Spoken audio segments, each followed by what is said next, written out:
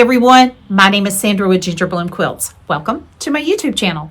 Today we're getting started on using our domestic machine for free motion quilting. You bought that machine to free motion quilt. Well, let's practice. Let's get started.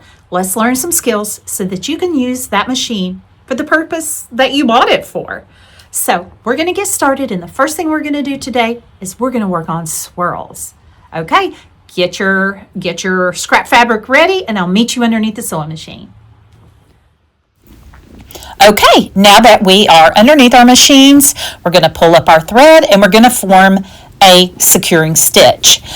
I have on my gloves and I have my hands closer to the needle, kind of at a triangular shape so that I can control what I'm doing.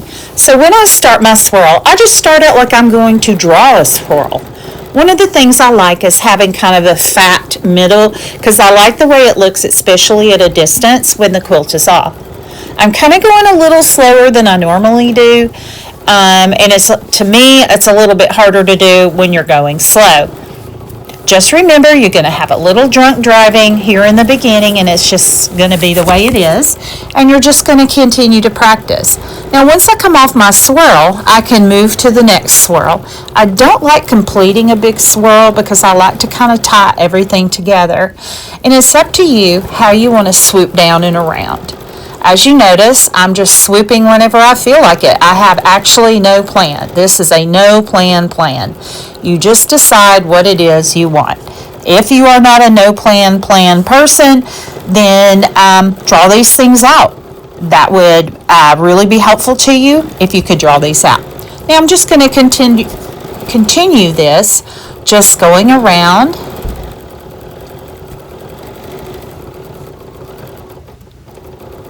And I'm going to decide if I want to continue around and echo something I have previously done, or if I'm going to veer off and put me another swirl in.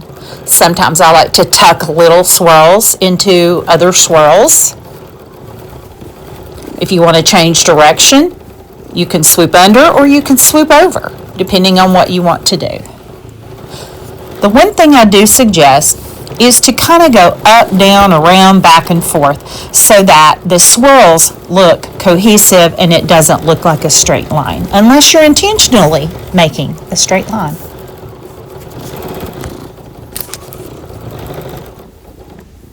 If you notice, I continue to move my hands around.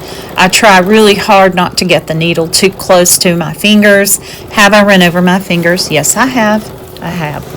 I also don't want my hands too far apart because if they are, the material is just a lot more difficult to handle and you don't get as good of swirls and movement. Now I have reached the point where I have enough swirls so that I can start echoing around and kind of making the swirls look bigger. And this is one of the reasons why I do not make my swirls really big, is because I like to go around and echo as I'm moving back and forth across my fabric. You know, just a second ago, I just crossed over a line. You know what? That's all right. It happens. You can cross over lines. Nobody's going to see it except for you. And so I'm just continuing to echo. And as you can see, I'm working toward the left. I'm working from right to left now. And I like to do that. I like to work left to right, up, down, right to left, just like I said, keeping it cohesive. So what you're going to do is see me using my foot and echoing around. Now, when you are driving this, just remember you're a new driver, and what do new drivers do? New drivers look right over the hood. They are not looking into the distance to see where they're going. And in essence, you kind of watch where your needle is going in, but you also need to look ahead and see where you're going. Sometimes you'll get little flat tires if you do not swoop around these circles, and I'm guilty as that as anyone else. My swirls do not look like a computer because, you know what, I am not a computer. Now what I'm going to do is go around and I'm going to echo my swirls that I've already created.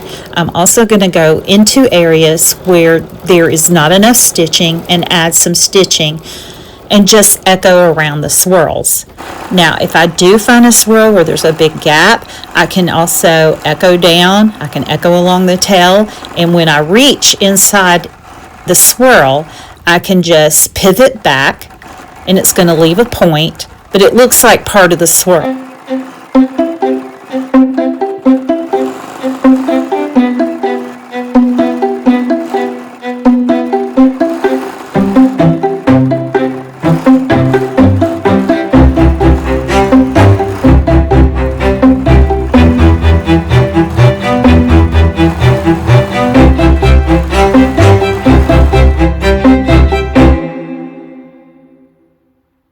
Did you know you can use these same swirls for micro quilting?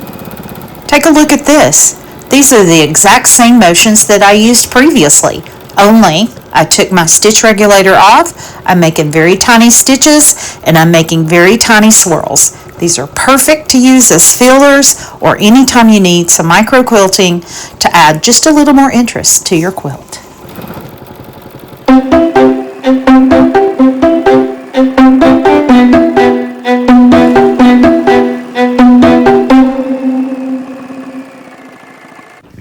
Now let's move over to some solid material with some white stitching so that you can see how these swirls are formed. I don't know if you can tell, but I'm pretty much doing the exact same thing I did on the white material.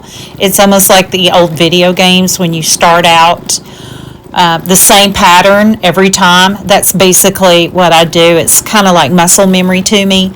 And that's what it's going to be for you, is muscle memory. So just practice. And remember, you can use a pencil and paper if you would like to.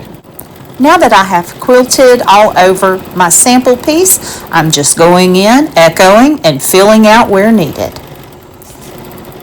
Okay, this completes our first lesson on domestic machine quilting free motion swirls. I hope that you guys will continue to follow me because I'll be posting more and more videos on free motion quilting.